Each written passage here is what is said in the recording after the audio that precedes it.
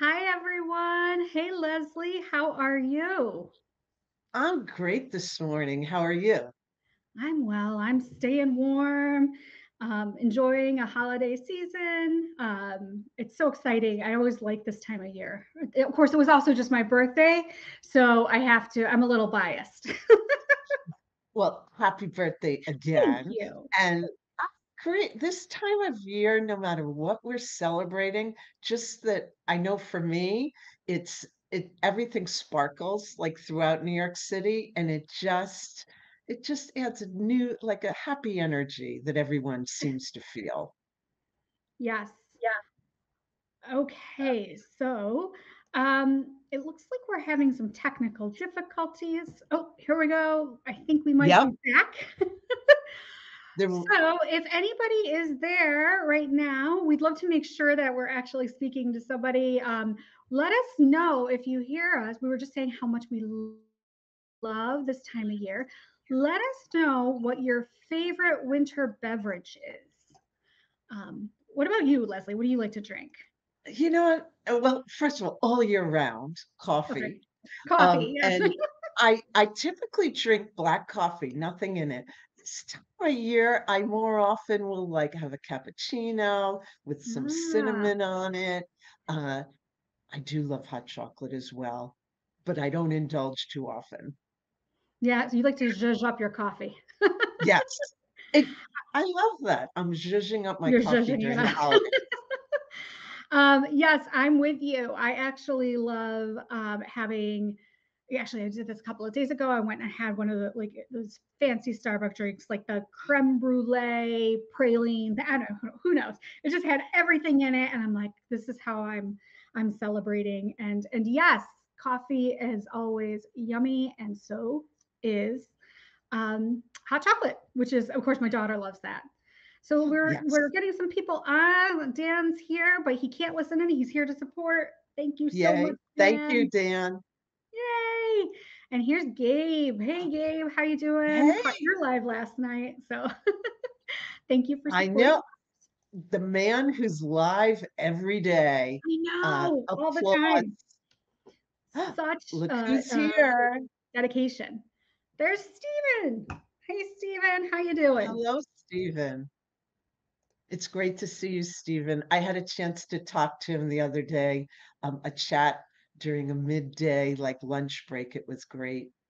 So fun. Awesome. So one thing we should know, and we're just gonna let everyone know, please, like, hang in there with us. There's a connection issue between StreamYard and LinkedIn. So there Yes. may be some delays. I'm seeing a message about comments. So if we don't see your comment, give us a moment because as soon as it comes up, we'll make a remark. Peppermint mocha from Starbucks. I There think you I'm go. going to have to go get one of those this afternoon. That Yeah, sounds I know. good. Now I'm going, that's a great idea. Maybe right after the show, Leslie. If we were in the same city, we would do it together. But we're not. I'm in the DC area, Alexandria, Virginia. And Leslie, where are you calling in from? And I am in New York City, where it's Awesome. also very cold, but I love it at this time of year. Yes. So one thing, well, since now I think we're starting to see people again, it's talking about we're getting an alert that we won't see all of the comments from LinkedIn. So as soon as we can see them, we'll know you're there, but we know some of you are there, so we appreciate it. So I'm Leslie Neidick, the conflict strategist. I help individuals and teams get unstuck from conflict. And I love sharing my tips and strategies. I mean, many of you see it on LinkedIn.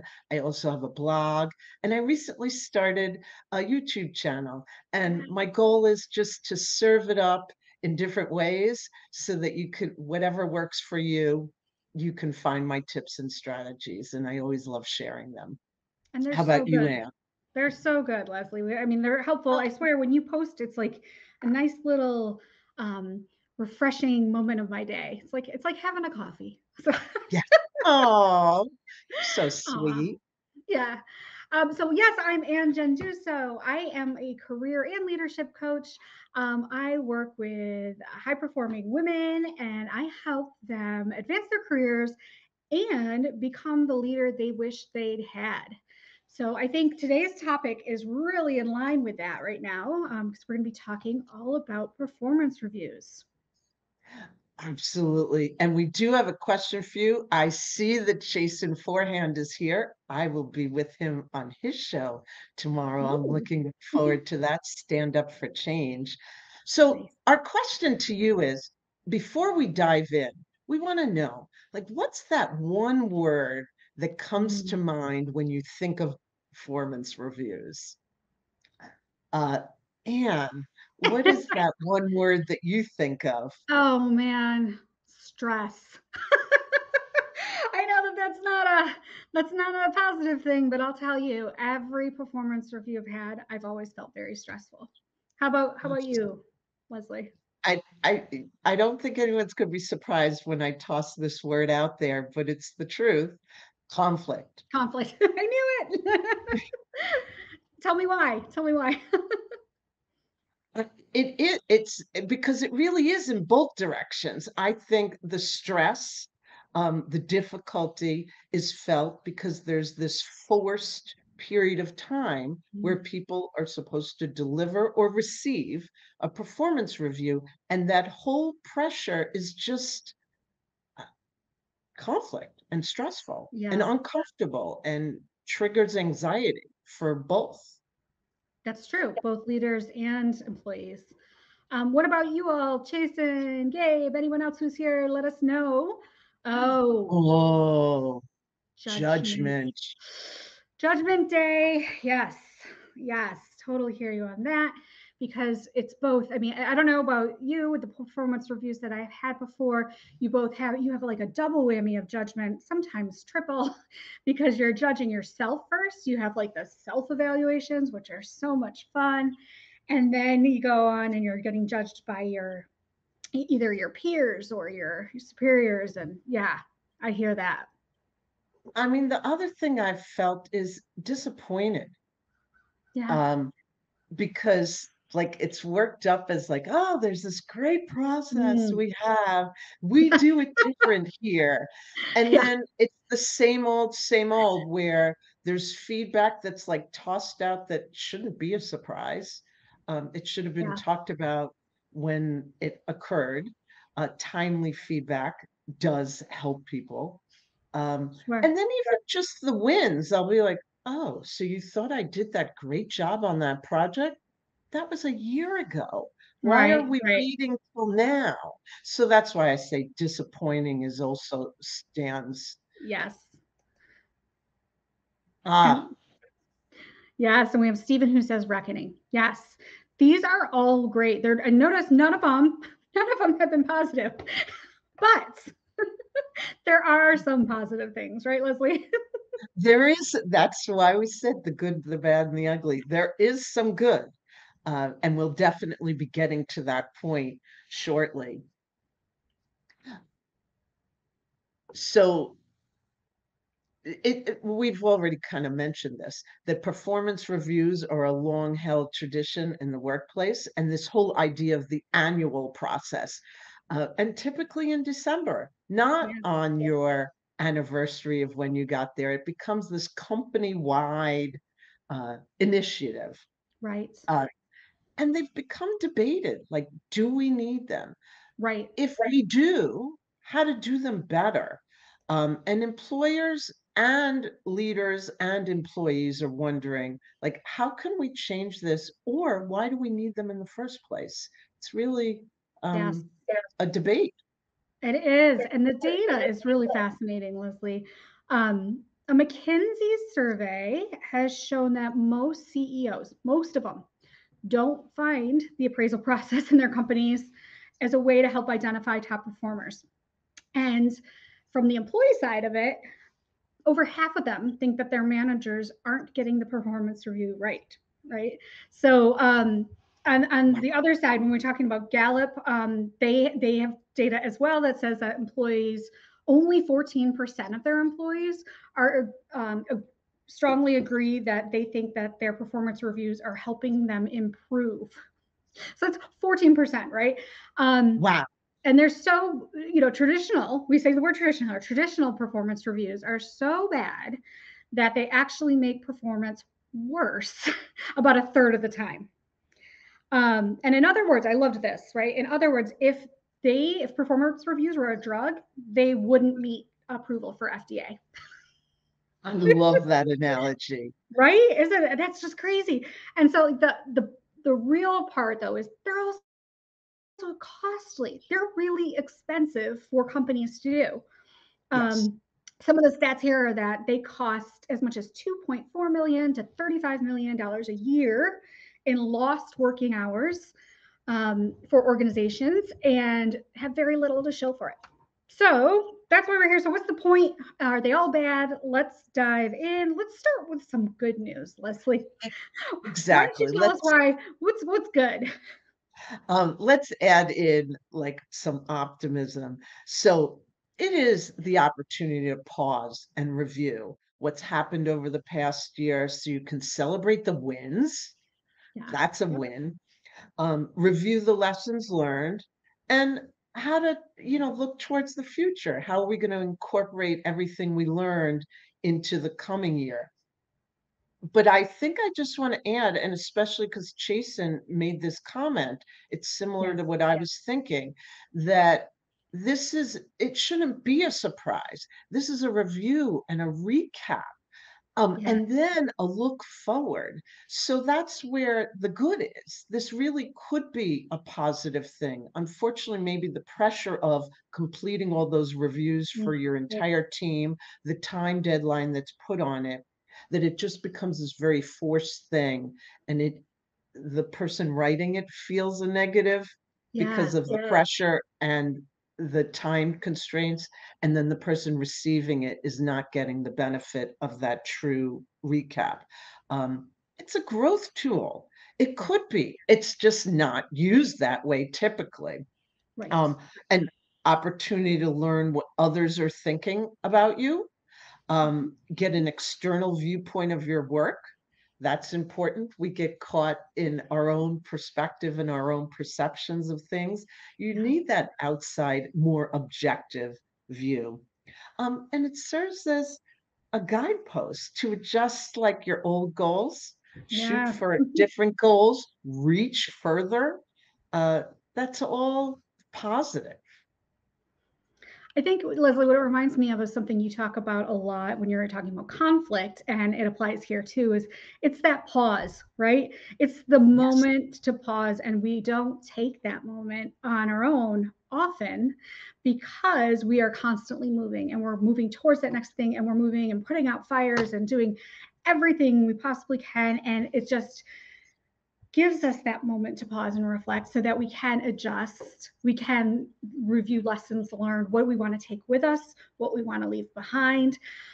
It gives that wonderful opportunity. And then also from a feedback loop standpoint, you can, if done well, and I say that with, some, big asterisk there, if done well, it is the opportunity to share feedback too and have a 360 loop, right? So that you as the employee can share some feedback with your leader, help them grow, help change some processes that just aren't working well, whether it's an interpersonal process or something that is more systemic, and then help them support you better as well.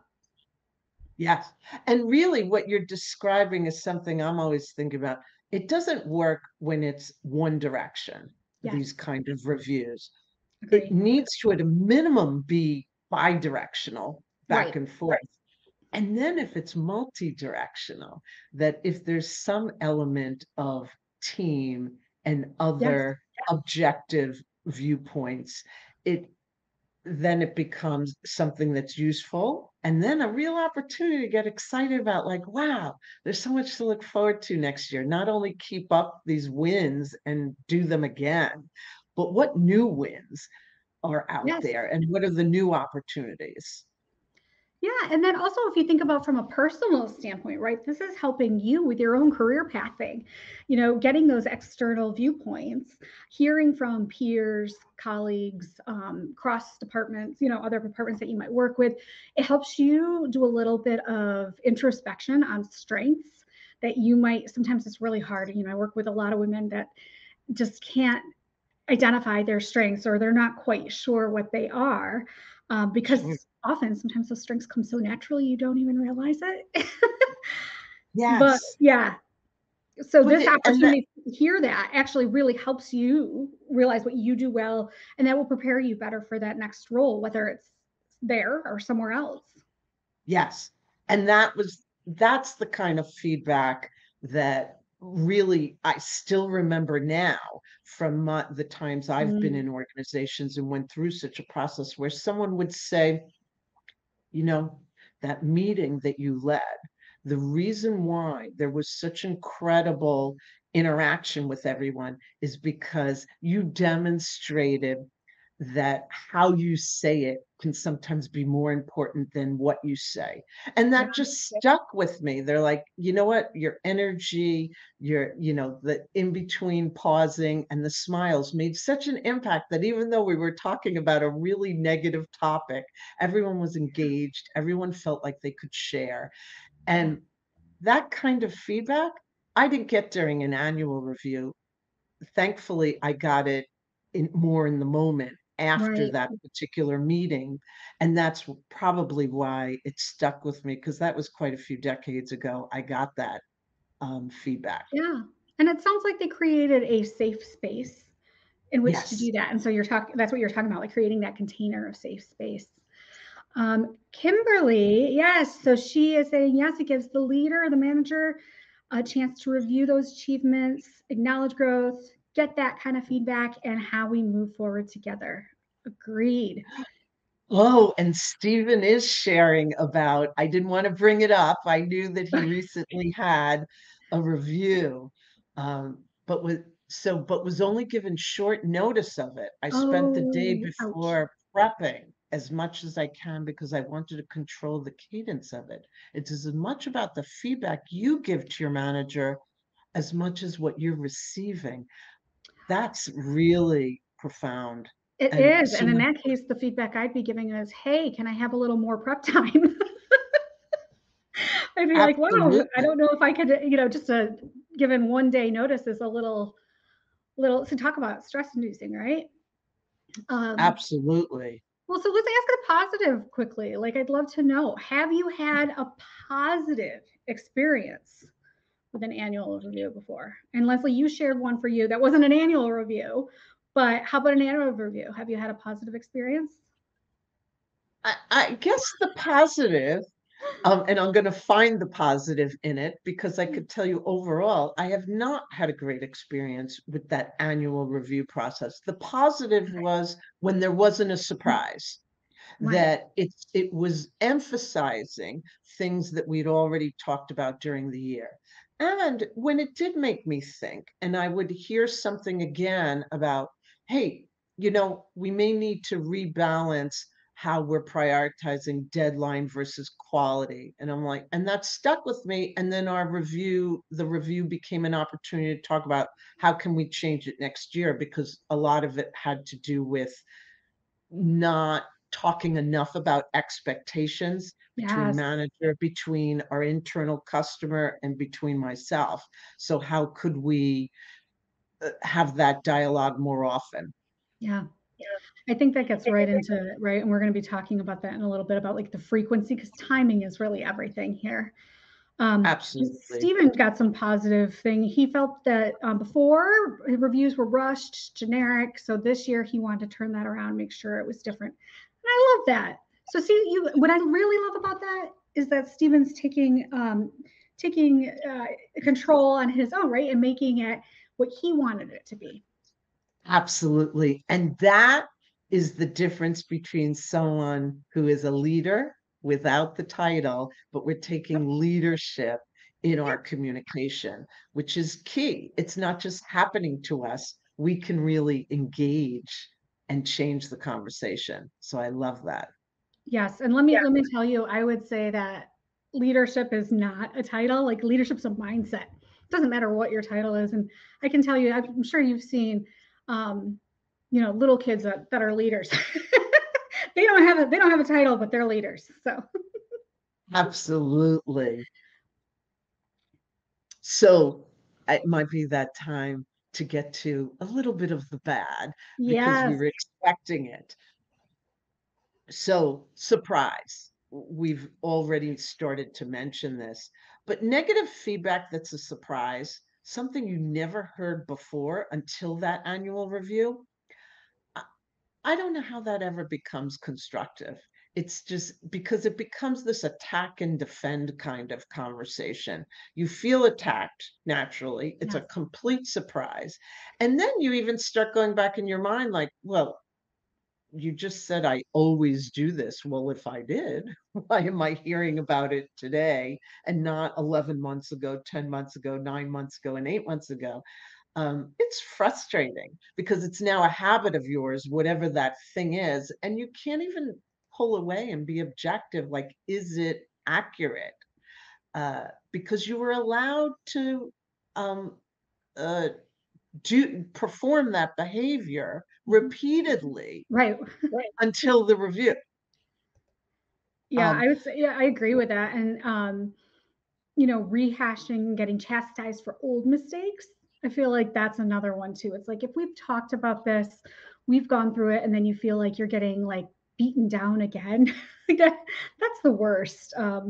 To have if you already had that feedback, to be like, okay, unless you're doing it in a constructive way, right? In which you are just saying, okay, this was a lesson learned, and now we're going to continue, and I've really seen you change it, things, I've turned things around. That sort of feedback. Absolutely. And then there's the part like emotionally charged. You're first hearing or seeing this feedback is in person. Um, like everyone responds to information differently and not even Yes. having a chance to absorb it.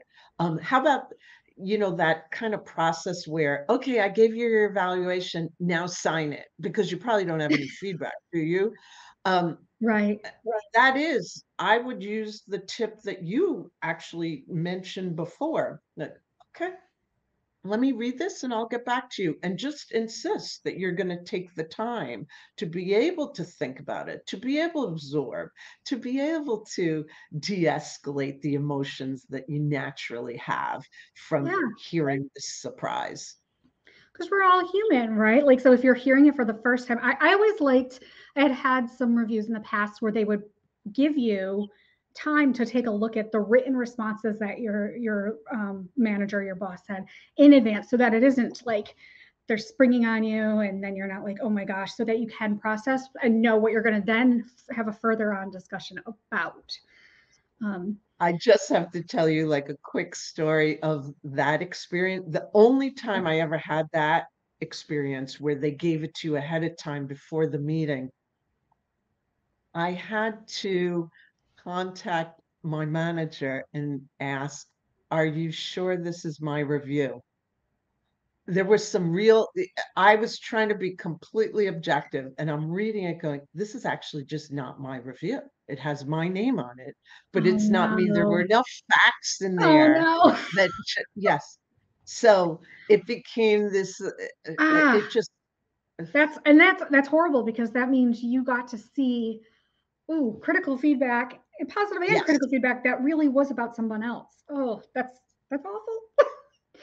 it was um, horrible.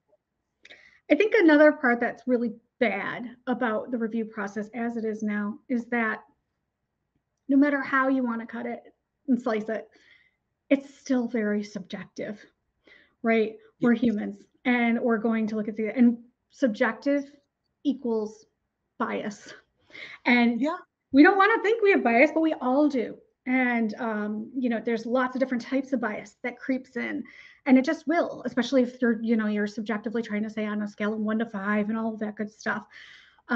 There's bias, recency bias is one of them, about like you only remember the things that happened most recently, or and so if there was a mistake that was made, everything's going to color your viewpoint on that moving forward.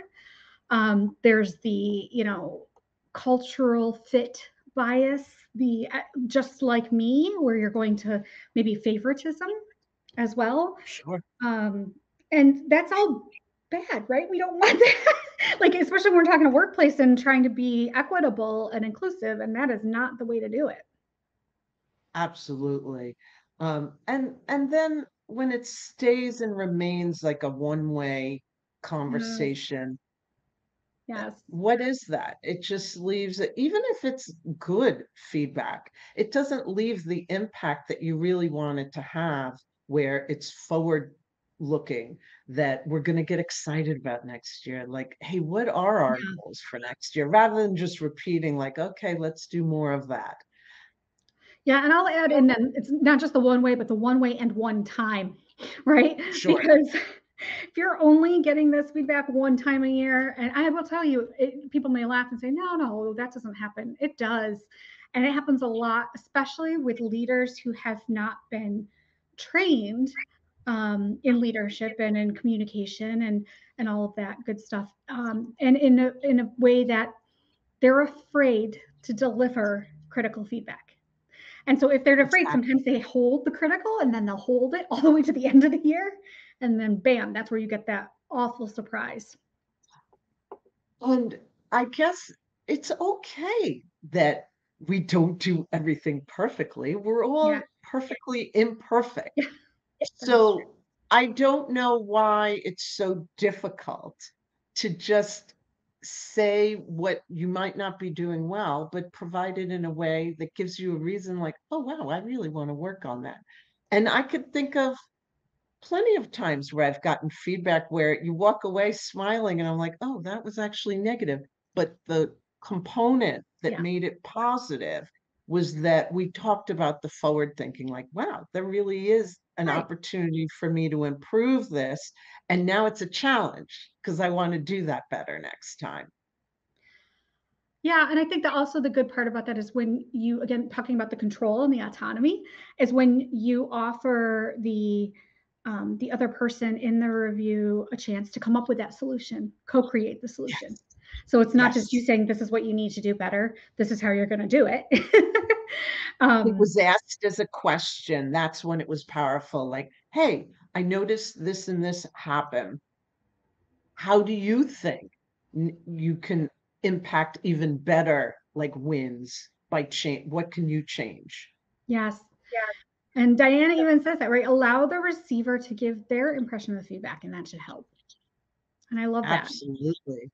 Love that. So we definitely want to make sure we get a little bit to the ugly.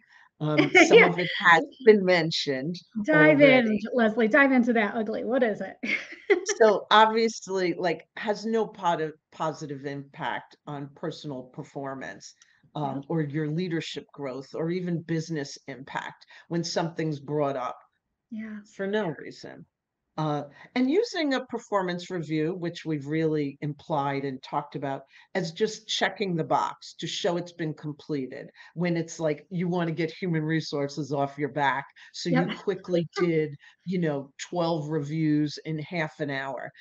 If I know that my manager was just in the office rushing through them, 12 of them in half an hour, even if there is some kind of constructive feedback, I'm not sure I'm going to hear it very well because I know how rushed it was. It wasn't really Right. thought of. Yeah. And I think, some of the negative things that we talked about this earlier is when it has a negative impact, because that's the exact opposite of what you want to have happen. So it gets really ugly if you're, kind of doing it and it in a way that purposefully hurts morale, right? Hurts morale, Sure. morale or induces that stress. It's super time consuming. That's kind of ugly to make it like this big moment where it's like, I've been in organizations where they are so overwhelming that it takes like literally a month of everyone's time. And it's ongoing. And then I think one of the other thing is when it's really ugly is when it's used as an excuse, whether it's used as an excuse to fire someone or Yes. to be discriminatory or to just anything. Like it's like that's how we're going to do it, and we're going to do it through this performance review. Sure. Yeah. Um, And bottom line, and again, we're repeating, but saying it in different ways. Holding performance review is stress inducing for the giver and the receiver. Yeah. So figure out a way to like relieve a little of that pressure, because if the pressure is there, people don't hear each other very well. So Yeah. find, don't necessarily be in a conference room where the windows, everyone can look in and see what you're doing. Uh, Even where you're sitting at the table, how you're sitting together, whether you're on like couch or you're sitting at, two ends of a table, Yeah. all of those things can either relieve the pressure or increase the pressure, or have sitting there with the document, and you're both okay, we're both reading the document. Yes. um there's so many things to turn it into a conversation versus just that checking the box of reading what's on the report can really have a huge impact. uh and Agreed. another thing, yeah. I was just gonna uh say I agree, and like bottom line is it's stressful. It can be cause a lot of emotion, but it can offer a great opportunity for you as an employee or you as a leader if you let it. yes. And again, it's back to, this should not be the only time that feedback is discussed. 100%. So, how to change that? Well, I think Stephen even gave us a tip, because Mhm. we can take the lead. If our manager is not uh, initiating feedback all throughout the year, well, then we need to find a way to get that feedback. But Yes. all throughout the year, we don't want to wait till the next December again. So find ways to start those conversations all the time. Like, hey, you were at the meeting with project meeting with me. I'd love some of your feedback. This is what I thought I would did well. This Yep. is what I think I need to improve next time. What did you see and hear? I love it. So ask questions, hold those conversations early, hold them often, have it be an ongoing dialogue, a continuous feedback loop. All great tips. Love it. Yes. So normally I would want to ask a question right now to get feedback. We are getting the message alert again from StreamYard that I think there's a disconnect between us being able to see comments and you all hearing everything. So we can ask you if you have questions. I know that There was a earlier, question earlier that Kimberly had asked, so let's show that. Kimberly, Leslie, what's your number one tip for planning and for giving performance reviews? so two questions. So we'll start with like, what's the one tip for the planning if you're the receiver? I think you have to do like take a look at that list that I hope we all keep of your wins throughout the year. And then, have that. And then take a good hard look and reflect on what you've done during the year and where you want to improve. And be ready to serve that up. Like, hey, you know what? There's a few things I think I want to change and do better next year. And this is where they are, and this is how I think I'm going to accomplish them. Have that and be ready to have that as a conversation. Even though your manager still may be in that mode of just delivering what's on that piece of paper, Mm, you can be the one to really lead it as communication, conversation. And the more you sound like you want to invite and hear feedback, perhaps you're finally going to get some real feedback versus just a very robotic reading of the document. it's a great one. And then giving performance reviews. And do you have a tip that you want to give? Sure. I mean, for giving performance reviews, that can be just as stressful as well. I think from a leadership standpoint, you need to be prepared. And maybe this is where you can even maybe change the process a little bit.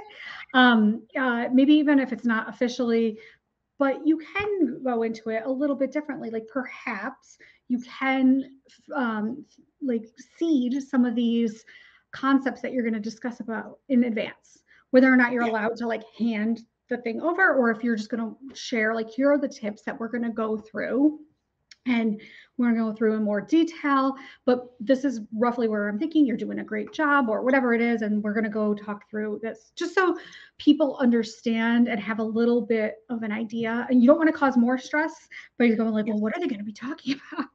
And so you don't want to give too much like vague answers that then they're just wondering. But to prepare the person a little bit and to have some of these conversations leading up to it, so that it's not the very first time. But that's what I think would be my number one tip: to prepare and understand that the person sitting across from you is going to receive information differently than the next person that's sitting across Yes, from you, or than the way you would like to receive it. And that's just how we are, and to be open to that and to try to create that safe space for them to receive it. absolutely. And feeling safe, feeling like it's not going to be this attack and defend kind of conversation could Yes. really change the dynamics. You want it to be a conversation. If it's just like, here's the three things you did well, here's the three things you didn't do so well. Okay, next year we're going to do this, this, and this. That kind of listicle thing Yeah. is not effective. Agreed. So normally we would open up for Q&A. We do have, we ran over time this time, Leslie. Look at us. We did. We did, but that's all right. So why don't we just say, we're curious, if you found this conversation helpful, drop an emoji. We'd love to hear from you. We will always continue the conversation afterwards. We go back, even though we can't respond to your comments live, we go back and respond to all of them. So we'd love to hear if you found this helpful. Love to know if you're going to do anything different this year, if you haven't had your performance review already, or what you might take into you next year. And the discussion doesn't need to stop here. Follow us on LinkedIn. I'm Ann Genduso. We have Leslie Neidick, and we will continue to have more Career Matters live streams. And stay tuned, because we'll be back in the new year. Yes. And have very happy holidays, everyone. Happy New Yes. Year. And Yes. as Ann said, we're going to be seeing you in the comments. And we hope this conversation continues so that the 2023 year starts out with some feedback early in the year, not waiting for December. All right. Thank you, everyone. See you soon. Bye. Thank you.